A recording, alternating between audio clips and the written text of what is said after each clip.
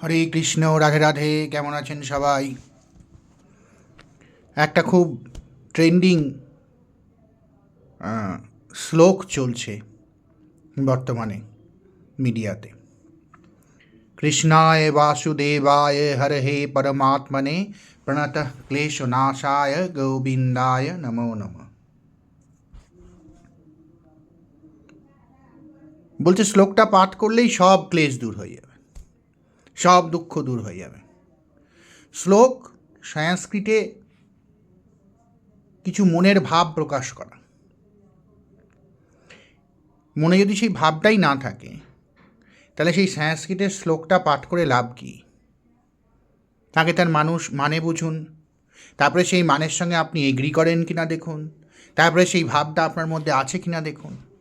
Without ভাব নামটা, যেমন বাচ্চারা যেমন নামটা মুখস্থ করে সেভাবে পড়ে তো কোনো লাভ নেই, কোনো ফল হবে না। কোনো শ্লোক, কোনো মন্ত্র, কোনো কিছু নিরর্থক, মানেহীন, অর্থহীন,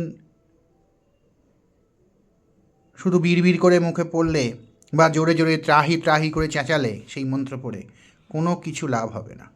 আপনার মনে যদি সেই ভাব না আসে, আপনার তার অর্থ যদি না বোঝেন, সেই অর্থ বুঝে সেই ভাব যদি আপনার মনে যদি না আসে, তাহলে কোনো লাভ নেই।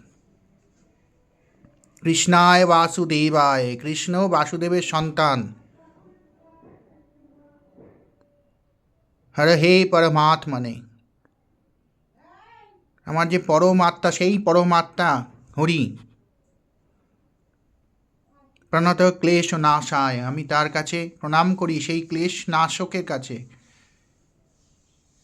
গোবিন্দায় নমো নমঃ। প্রণত মানে বো ডাউন, মাথা নিচু করি আমি তার কাছে।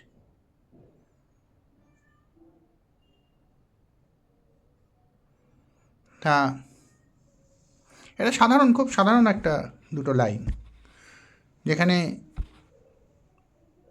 কৃষ্ণকে ক্লেশ নাশক হিসেবে স্মরণ করা হয়েছে, নারায়ণকে ক্লেশ নাশক হিসেবে স্মরণ করা হয়েছে। নারায়ণ বলুন, কৃষ্ণ বলুন, তাকে ক্লেশ নাশক, কষ্ট নাশক, কষ্ট নিবারক হিসেবে স্মরণ করা হয়েছে।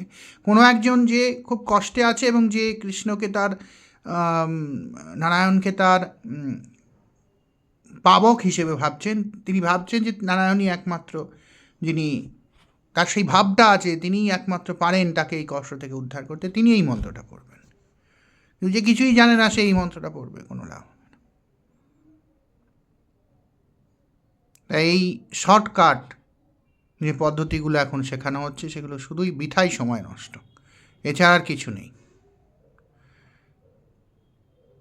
এর ভেতরে ঢুকে এর মানে বুঝে, অর্থ বুঝে, সেই অর্থের সঙ্গে এগ্রিড হয়ে, তারপরে নারায়ণের সত্তাকে বুঝে, তিনি কি, তিনি যে পরম ব্রহ্ম, তার থেকেই, তারই যে আমরা সবাই অংশ, তার মধ্যেই যে আমরা সবাই রয়েছি, সেটাকে অনুভব করে, উপলব্ধি করে, তারপর যে পাঠ করলে তবেই তার কিছুটা ফল পাওয়া যেতে পারে, তাও উইদাউট ডিস্ট্রাকশান। মানে মনের মধ্যে কোনো ডিস্ট্রাকশান থাকবে না। হ্যাঁ, অপটিমাম ডিভোশান দিয়ে, অপটিমাম স্যাক্রিফাইস দিয়ে মন্ত্রগুলো পাঠ করতে হয়। যে কোনো মন্ত্রই, যে কোনো প্রার্থনা মন্ত্র এগুলো, যে প্রণাম মন্ত্র এগুলো, যে কোনো প্রণাম মন্ত্র, যে কোনো প্রার্থনা মন্ত্র, যে কোনো মন্ত্রই স্যাক্রিফাইস থাকতে হবে, ডিভোশান থাকতে হবে। মনের মধ্যে কোনো ডিস্ট্রাকশান থাকলে হবে না, আর কোনো ফল পাবেন না। ভালো থাকবেন। রাধে রাধে। আমি একটু সবার একটু বিরুদ্ধে কথা বলি বলে অনেক কিছু লিখছে এখন, কিন্তু আপনারাও নিজেরা কোনো দিন চিন্তা করবেন আমি যে কথাগুলো বলি সেগুলো কতটা বাস্তবসম্মত। হ্যাঁ, আপনার মনের মধ্যে যদি ভাব না আসে, অন্তর থেকে যদি সে ভাব যদি জাগ্রত না হয়, আপনি কোনো মন্ত্র জানেন না, আপনি বাংলায় বলুন না, ইংরেজিতে বলুন, হিন্দিতে বলুন, উর্দুতে বলুন, তামিলে বলুন, যে ভাষা জানেন সেই ভাষায় বলুন, উড়িয়ায় বলুন, ডাকুন নারায়ণকে নিজের ভাষায়। মন্ত্র পড়ার কী দরকার? কোনো দরকার নেই, তাতেই কাজ হবে। মন্ত্র হচ্ছে মনের অভিব্যক্তি ছাড়া আর কিচ্ছু নয়। সেটা তো বাংলাতেও হতে পারে। কেউ যদি বলে হে পতিত পাবন হরি, তুমি আমায় বাঁচাও, আমি এই বিপদে পড়ে গিয়েছি, দু চোখ দিয়ে তার জল পড়ছে, সত্যি সত্যি তাকে ডাকছে, তাই কি তার কাজ হবে না? মন্ত্র জানতে হবে। ভালো থাকবেন সবাই। রাধে রাধে।